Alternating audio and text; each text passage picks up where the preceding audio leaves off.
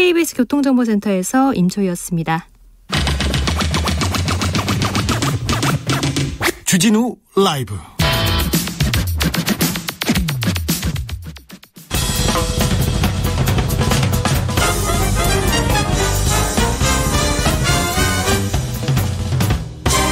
훅 인터뷰. 모두를 위한, 모두를 향한, 모두의 궁금증 훅 인터뷰.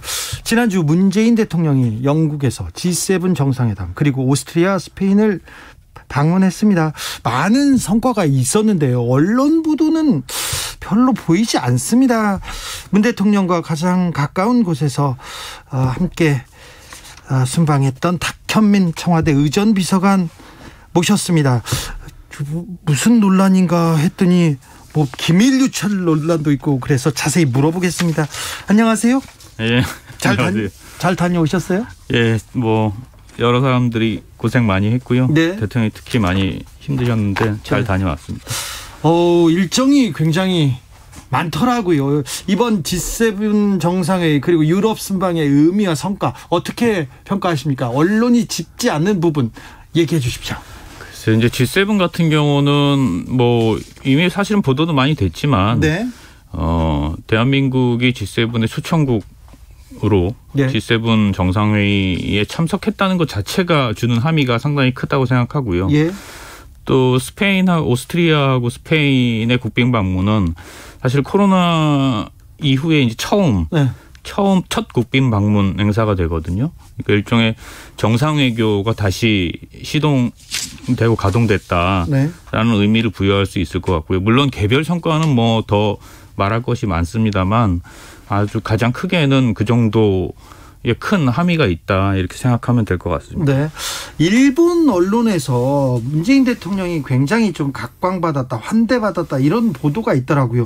그 사진 한 장 존슨 총리하고 바이든 대통령이 문 대통령 가리키면서 웃고 그 장면의 사진이 많은 화제를 일으켰는데 어떤 장면입니까? 그거는 저희 홍보수석 소통수석께서 이미 한번 브리핑을 하셨던 내용으로 알고 있는데요. 그게 이제 정상회의 세션이 끝나고 누가 방역에서 가장 성공한 나라냐 이런 이야기들을 하다가 일제히 대통령을 가리키면서 저 사람의 나라가 가장 성공했던 나라다라는 대화가 오고 갔던 장면으로 알고 있습니다. 코로나 방역을 한국이 잘한다 이런 얘기를 그렇죠.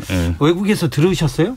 그럼요. 여러 차례 들었고 또 저희 대통령께도 우리 대통령께도 여러 번 그 성공의 비결이라든지 어떤 방식으로 하고 있는지 이런 것들에 대한 궁금증이 상당히 많았습니다. 네, 각 나라 순방하는 나라마다 그런 얘기 들었습니까? 아무래도 코로나 시기의 국빈 순방이기 때문에 그게 주제에서 빠질 수는 없었겠죠. 그래요? 네.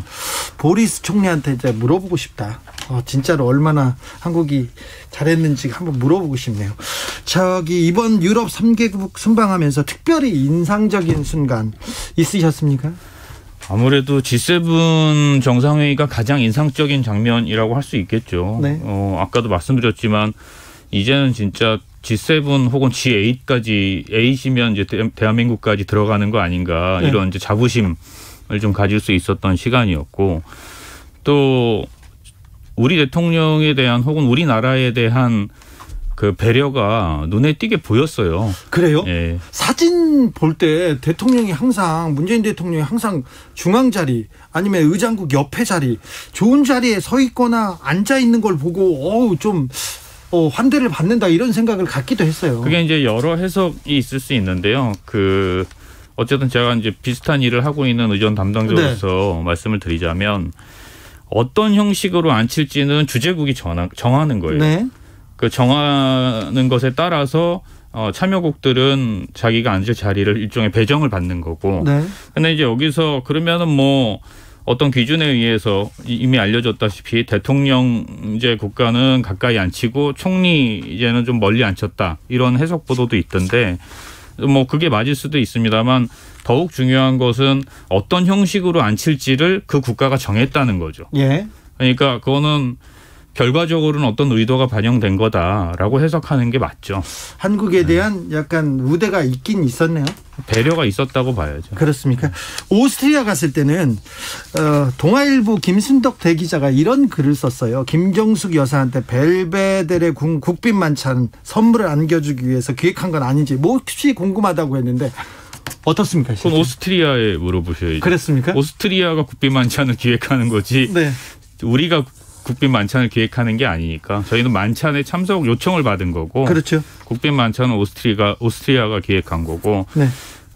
그 궁 자체가 상당히 그 유서 깊은 곳이고 2차 세계대전 이후에 오스트리아가 독립선언을 했던 장소이기도 하거든요. 오스트리아가 저희가 이제 첫 국빈 방문이었어요. 네. 그러니까 우리가 수교를 역사상. 한 이후에. 예. 그래서 그런지 뭐 그 궁에서의 만찬뿐만 아니라 총리와의 오찬 뭐 등등 여러 다양한 행사들을 상당히 세심하게 준비를 해줬습니다. 김정숙 여사가 이 궁 가고 싶다고 졸라서 뭐 이렇게 만들어진 건 아닙니까? 그걸 조른다고 되는 문제인가요? 네. 졸라서는 안 됩니까? 네. 그거는? 네. 아니 왜냐하면 그쪽에 프로토콜이 있기 때문에 네. 국빈 만찬을 우리가 어디서 희망한다고 해서 장소를 옮겨줄 수는 없겠죠. 네. 저희도 마찬가지고요. 네. 전에 대통령 이명박 박근혜 전 대통령이 외국 순방을 딱 나가면 패션 나오고 음식도 나오고 별별 기사들이 막 쏟아졌는데 이번에는 그런 보도가 없어요. 글쎄 뭐 좀 아쉬운 부분이기도 한데 여러 다양한 시선에서 국빈 순방이라든지 혹은 다자회의 참석이라든지 이런 것들을 좀 분석해 주는 게 있으면 참 좋았겠구나라는 생각은 늘 하고 있습니다. 왜냐하면 저희도 많은 준비를 하고 가거든요. 네. 또 이게 우리만 가서 우리끼리 하고 오는 게 아니라 상대국이 있잖아요. 네. 그쪽에서도 또 저희를 위해서 많은 준비를 해주기 때문에 그런 노력들이 좀 많이 보도가 되면 양국의 우호라든지 또 양국의 미래에 도움이 많이 됐을 거라고 생각하는데 뭐 좀 아쉬운 부분이 있습니다. 옷을 더 많이 갈아입었어야 되나 그런 생각도 해보네요. 김배국님께서 만약에 문 대통령이 실수를 했다면 보수 언론들이 벌떼처럼 대서특필했을 텐데 잘하니까 칭찬하고 싶지 않아서 외면한 것입니다. 이게 우리나라 보수 언론의 민낯입니다. 얘기하는데 그런데요. 외국에 순방 가셨을 때 국내에서는 몇 가지 또 사건이 있었어요. 네.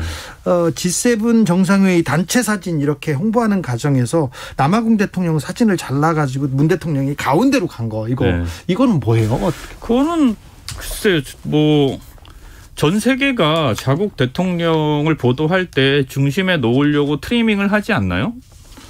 그런 경우 있죠. 예, 그게 뭐 그런 사진을 쓰고요. 예, 뭐 전체가 나온 사진을 쓸 수도 있고 자국 대통령을 중심에 놓고 트리밍을 해서 쓸 수도 있는 거죠. 그래요? 예, 그거는 뭐 꼭 우리뿐만 아니라 프랑스도 그렇고 비슷한 사례를 여러 번 봤기 때문에 네. 뭐 그거는 뭐 사진을 선택하고 또 그것을 알리는 과정에서의 어떤 실무진의 판단인 거지. 네. 그걸 무슨 실수다 뭐 이렇게 할 수 있을지 저는 잘 모르겠네요. 그럼 국가원수들이나 순방 가서 찍은 사진을 그대로 써야 된다 이런 조건은 그런 없습니까? 건 없죠. 그걸 무조건 그대로 써야 한다 이런 기준은 저는 보지를 못했고요. 네. 또 뭐 그게 이제 일부에서는 뭐 외교 참사다 뭐 이런 말을 이제 아주 익숙하게 자꾸 쓰는데 네.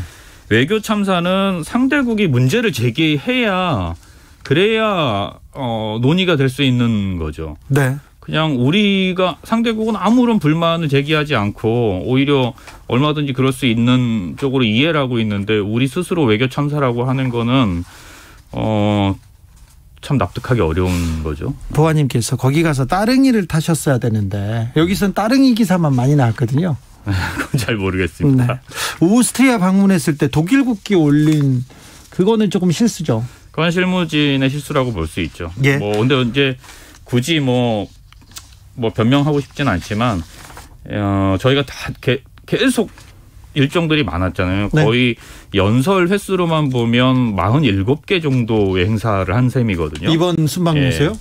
그러니까 거의 하루에 뭐 10여 개 이상씩 막 이렇게 돌아갔던 날도 있었는데 네.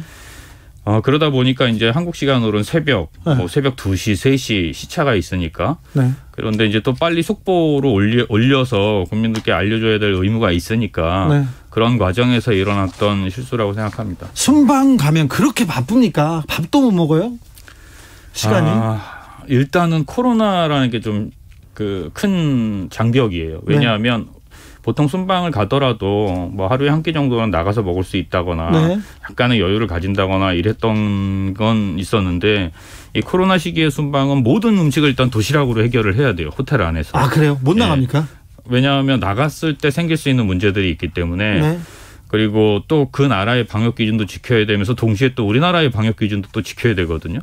그래서 아예 도시락으로 음식을 해결하고 또 공식적인 오찬이나 만찬이 아닌 이상은 저희가 뭐 별도의 음식을 또 먹으러 가기도 좀 어렵죠. 그래서 주로 라면을 많이 먹고. 그러니까 맨날 라면을 먹어가지고 저한테 라면 먹고 있다고 얘기를 하셔가지고. 라면이 뭐 가장 빨리 또 가장 익숙한 음식이기도 하니까요. 근데 만찬장에서 비서관이 의전 비서관이 혼자서 밥 먹기도 좀 그래요, 말. 저희는 밥을 먹을 수는 없죠. 사실 뭐 자리야 있긴 하지만 거의 계속 왔다 갔다 하고. 그건 뭐 저뿐만 아니라 세계 각국의 의전 비서관들이 다 동일한 대로가 있을 겁니다. 1927님께서 순방 기간 중에 대통령님 그리고 수행원분들은 어디서 주무세요? 이렇게 물어봅니다. 그러니까 국빈 자격으로 초청받아 갈 때는 해당국의 영빈관에서 잘 때가 있고요. 또 만약에 영빈관이 없는 나라도 있거든요. 우리 같은 나라도 영빈관이 없고 그런 경우에는 시내 호텔을 임차해서 그곳을 숙소로 삼기도 합니다. 오스트리아, 스페인은 어디에서? 오스트리아는 호텔에서 있었고요. 스페인은 영빈관에서 있었습니다. 0054님께서 독도 스토리 너무 멋있었습니다. 스페인에서 독도가 우리 영토라고 표시는 고지도를 관람했지 않습니까? 이거 가시기 전에 알았어요? 전체적으로 일정이 나오면 상대 국가 세부 내용을 조율을 하죠. 근데 이런 경우는 우리가 무엇을 보여달라 이렇게 얘기할 수 없어요. 왜냐하면 그건 그 나라에서 판단할 일이기 때문에. 다만